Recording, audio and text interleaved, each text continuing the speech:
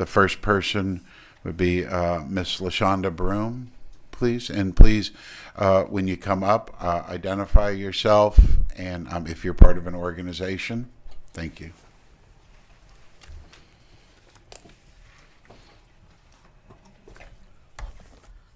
Good morning. My name is LaShonda Broom. I am not a part of an organization, but I became a registered nurse here in Louisiana in 2005, and this is my story.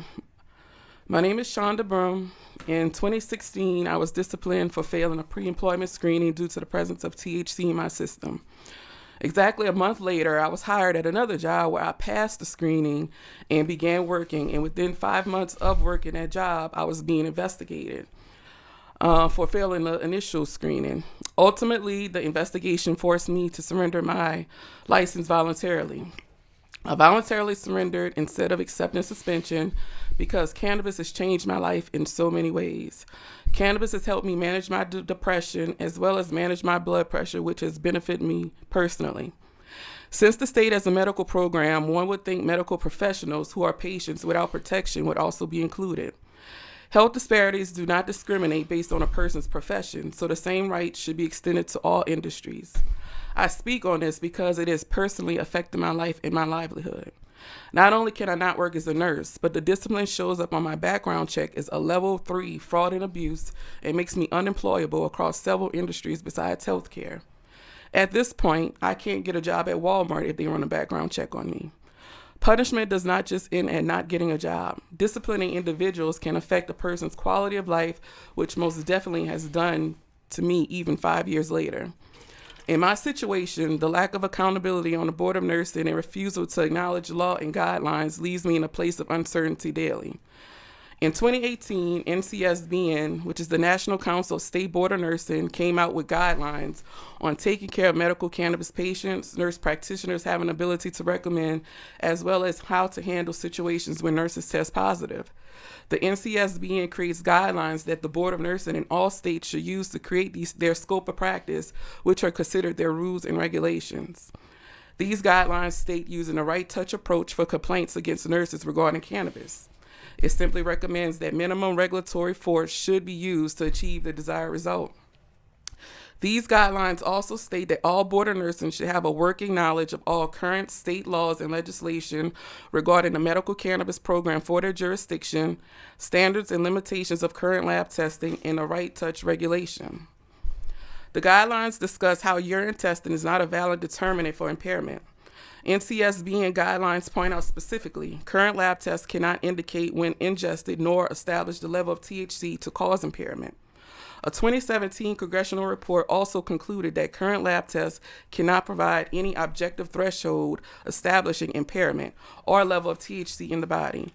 Urine tests only show that THC metabolites are present in the body, yet this is the method still used to decide discipline. There are other methods of testing available, such as blood testing, which is invasive and not cost-effective for employers, and oral swab testing, which may show up to 24 hours prior to testing, but it still isn't a valid indicator of impairment in that moment of testing. Breathalyzers detect within 2 to 3 hours of use, but if there is not a clearly established level of impairment, the question is, what are these breathalyzers measuring besides the presence of THC, which again is not an indicator of impairment at that moment.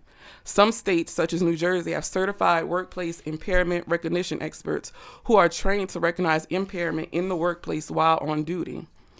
The guidelines detail specifically how a licensed nurse who tests positive should be disciplined on whether allegations or impairment took place while working, and whether or not if the nurse lives in a state where use is legal or not legal, and it doesn't matter if it is medicinal or recreational. My incident occurred in 2016. Medical cannabis legislation in Louisiana dates back as early as 1978. Although there weren't many qualifying conditions, there was still something written deeming our state having some form of legal medical cannabis legislation. In 2015, the state then put something more tangible in place, which also places this a year before my incident. So according to NCSBN guidelines, my punishment will fall in the category of a legal state. According to those guidelines, instances without aggravating factors may not require any consequences by the Board of Nursing. Before this investigation, I didn't understand cannabis law and how they affected individuals and employees. Cannabis law is still relatively new, with many unfortunate situations leading to the creation of bills and laws. These laws affect not only employees and potential employees, but also employers who aren't familiar with the laws and therefore may intentionally be non-compliant. States that have protections in place for licensed and off-duty use. July 2022, Colorado passed Executive Order D 2022-034. No person shall be subject to disciplinary action against a professional license or disqualified from a professional licensure for any civil or criminal judgment, discipline, or other sanction threatened or imposed under the laws of another state regarding consumption, possession, cultivation, or processing of marijuana, so long as the actions are lawful and consistent with professional conduct and standards of care within Colorado. In September 2022, California passed AB 2188, which prohibits employers from penalizing workers for cannabis use outside of work off-duty use. Connecticut SB 1201 bill prohibits states from denying a professional license because of someone's cannabis possession or use that is legal under the bill or the medical marijuana law. I am a cannabis nurse advocate in 3 national cannabis nursing organizations. After hearing many stories from across the nation and studying other states' laws, I fear there is much needed in Louisiana for employment protections. As a nurse in what is considered a safety-sensitive or non-exempt position, those in authority positions may argue that allowing use is a public safety and welfare issue. It would actually be in the interest of public welfare and safety for healthcare practitioners who have benefited from medical cannabis to be able to help patients with their own medical needs. Nurses are also patients who deal with some of the same health issues as their patients, so it should be within their rights as a patient to self-determine how they choose to take care of themselves. The Board of Nursing state that it's their mission to protect the public. Protecting the public should also include education and outreach through national campaigns and public service announcements to help communities understand while there are benefits of cannabis, it must be stressed the importance of precautions that should be taken as well. There isn't much information coming from healthcare as a whole. There are cannabis organizations that exist, such as the cannabis organizations I am in, but this number is microscopic to the total number of people in healthcare who can support a movement of educating communities. The most recent article regarding a 4-year-old dying from ingesting a large amount of THC gummies is a public safety issue and potential crisis. The Board of Nurses should be adopting those guidelines and in turn creating scopes of practice on addressing these issues instead of disciplining their nurses for legal use that causes no detriment to their work quality while on the job. If they adopt other guidelines from NCSBN since 1978, guidelines regarding cannabis should not be handled any differently. Thank you. Thank you, Ms. Broom. I would like, does anybody on the task force have any questions for Ms. Broom? Okay. Mr. Brown? Hi. So first of all, thank you so much for coming. I think this is exactly the kind of thing we need to hear about. I don't know that, people on this panel are necessarily directly impacted. And so to hear from somebody who's had to, deal and cause, deal with this problem and suffered harm from it is incredibly important. So, thank you. And I'm sorry that this has happened to you. I think that, or I would like to hope that our goal here is to keep this from happening to people in the future. So I do have a few questions, if you don't mind. Okay. Your testimony was great. I mean, I learned a lot and, would love to kind of keep in touch with you as well going forward because you clearly have some real expertise on this. If I could, I would invite you to, be on the panel, but I really appreciate what you're able to bring to the table here. So, how long have you been a nurse? Since 2005. Okay. So you were a nurse for about 10, 11 years before this happened? I was a nurse for 12 years. 10 of those years, I owned a non-medical home care agency under the Department of Health and Hospitals, personal care services. We went to the homes of the elderly and people with developmental disabilities and provided them with non-medical care, bathing, dressing, things like that. Okay.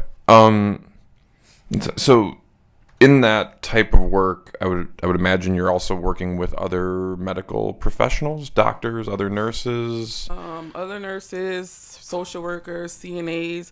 And although I did own the home care agency, I still worked as a nurse. So I still did agency nurse, med surg, mental health, nursing home, home health. So I still worked in the capacity as a practicing nurse. Okay. In that time, over those 12 years, or maybe before or since, and without going to any specifics, right? Would you say that you became aware of other medical professionals who were using narcotic drugs of some kind, maybe opioids or other types of medication that is often available in hospitals or pharmacies, medical facilities? Yes. Okay. And with those folks, did they suffer the same sort of harm to their career that you did for using marijuana? No, and I can even say that without naming names or the company, I was actually in a meeting when a nurse explicitly explained her use of that in front of the supervisor and received no discipline. Yeah, I guess one of the things I never actually saw this show, but I saw the commercials. There was that show Nurse Jackie, which I think was, right. And there was, real. yeah. I also happened when I was younger, a friend of mine, his dad was a doctor and a hospital administrator who got caught multiple times, taking opioids from the hospital, and was usually just shuffled from one facility, kind of just to a new hospital. So, I mean, I think that we're, in a time when we're looking at fentanyl obviously is a major problem, and unfortunately a rapidly growing problem in Louisiana in particular, and opioids, obviously, now 25, 30 years of, huge public health problem. I just find it unfortunate, to say the least, that, medical providers can, quasi-legally, illegally, legal. I'm not a lawyer, so I can't speak to, exactly the details of that, but that they can use those types of drugs that appear, to my experience, to be more harmful, certainly on a public health level and on an individual health level, and, be able to keep working. Not that I want to see people, losing their jobs and their careers, but, that essentially goes without any punishment. Whereas, using cannabis, not to say that it is, there are no downsides to it ever, like that, not that everybody should be using it or anything like that, but that it does not appear to have the same harm on an individual level or a general public health level, but it, caused this to happen to you. And as we've heard, several other people, whether they're first responders or medical professionals. I think the problem is that people are still getting punished for off-duty use. I mean, let's be real. People are not sitting on a clock smoking weed or popping. I mean, I'm just saying it's possible, but let's just realistically, they're not just popping gummies in their boss's face. A lot of the punishment comes from off-duty use. And again, when you are using urine testing as a means to say, this is how I'm punishing a person, is not valid, because a urine test is not detecting use in that moment. I mean, when you test for urine, it could show up to 90 days of use, depending on how frequent of a user somebody, uses cannabis. So somebody could have used 2 weeks straight, stopped for 2 weeks, applied for a job, failed that screening, and their life is destroyed from Right. something that happened over a month ago. And that really should be reevaluated, not just in Louisiana, but like in this country as a whole. Yeah, I mean, I think, and this is something that we talked about in subgroup 2, where we're specifically looking at testing. And from my understanding, there are a lot of people in companies out there trying to develop, more or less let's call it a breathalyzer for marijuana, one that's accurate, not one that just kind of shows. Whoever discovers that, or develops that, will not only become very wealthy, they will, I think, solve a lot of the problems that we're trying to deal with here and in other aspects of, cannabis law and policy. Just a couple final quick questions. You mentioned, and I just want to make sure I get this right because I want to look into this. You said, was it NCSBN guidelines? Yes, so NCSBN, the National Council of State Board of Nursing. So in 2018, they released guidelines. It's 2 separate sets of guidelines. One of the guidelines talks about taking care of a patient who uses medical marijuana and how medical marijuana education should be taught in colleges. And the other set has to do with actually dealing with complaints regarding medical marijuana, meaning specifically to a nurse who tests positive. Okay. There were a few other things that you mentioned that I would love to discuss with you further. We don't necessarily need to get into it now because we've got other people, I'm sure, who want to talk. But I would love to follow up with you. I'm not sure if you have to leave like immediately, but if we could, catch up afterwards, because I think, some of the stuff you're talking about, particularly in terms of suggestions for how we deal with this. At least from my end, and I think I'm kind of speaking for everybody, although I don't want to do that. We're here to solve this problem as much as we can, and it sounds like you have some really good ideas and some really excellent expertise into how we can begin to try to do that. And I would love to learn more from you. Thank you so much for coming in and for offering testimony. Ms. Broom, a couple questions from the chair. The guidelines that you just spoke about from, I'm not even going to try to put together the alphabet soup, but is that online? Could you provide that? Could you provide those guidelines?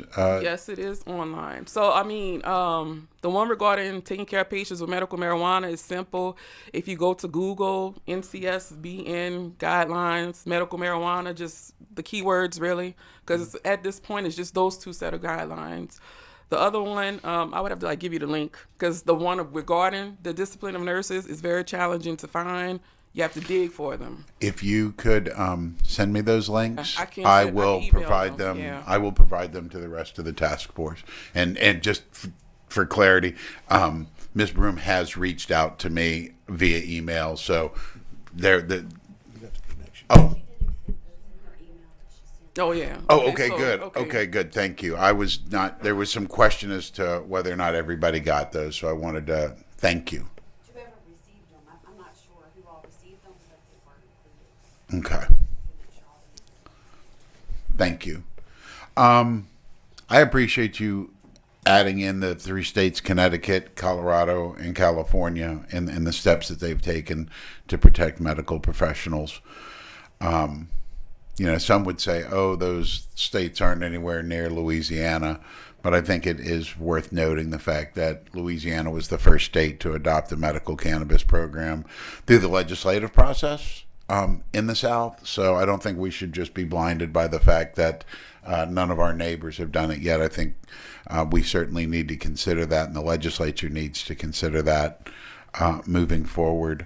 Also, you did talk about the recent tragedy in Virginia. And just for the sake of the record, I would like the record to state that the young person who passed away from that was from a unregulated Delta-8 product, hemp-derived, and not a medical cannabis product. Right. So I just and wanted... that's why I stress, not to cut you off, the importance of when people think about nurses, you think about educators. One of the first things we're taught is patient teaching, making sure your patient understands before they leave in a hospital or any setting where we work with them. And the fact that it's not being addressed, let's be real. Children can get online and order Delta-8. Any moms never know. But if you're not educating the community, letting the moms know, because some people don't even know these things exist. Some people are not aware of Delta-8 and all the different THC products that's coming out right now that's available online because they're hemp-derived. And that's why it's so important, I feel, as nurses, that we really should be out educating the community. This has to be talked about in colleges. These students have to be educated. These questions will one day show up on the NCLEX. What if that question is the deciding factor for a nurse not to get her license because she wasn't taught anything about cannabis in college, like those guidelines state that they should be? So it's a problem that I really think that healthcare could get ahead of and collaboratively work with these states to stop things like that from happening, Well, thank you very much for sharing with the task force. And once again, I would like to ask the task force if they have any further questioning for Ms. Broom. Dr. Snowden, hold on, make sure. Okay, we're on. Thank you. I really want to thank you for your testimony this morning, and I am sorry that you are experiencing what you are experiencing, especially sitting here thinking, how long it took for you to prepare to even become a nurse, and for something like this to, happen, and that just be stripped away from you, and now just not knowing what outlet to take. I do also thank you for the valuable information that you did provide for us, because as a committee, as a group, it does help to put things in perspective, especially coming firsthand from someone who's going through it. So I do thank you for your testimony this morning, and I'm going to go take a look at the information that you did provide this morning, because that is needed, especially if we are here and we say that we have a medical marijuana program, a true program. And I feel like, the same way we treat other medicines, we should treat medical marijuana. So thank you again for your testimony.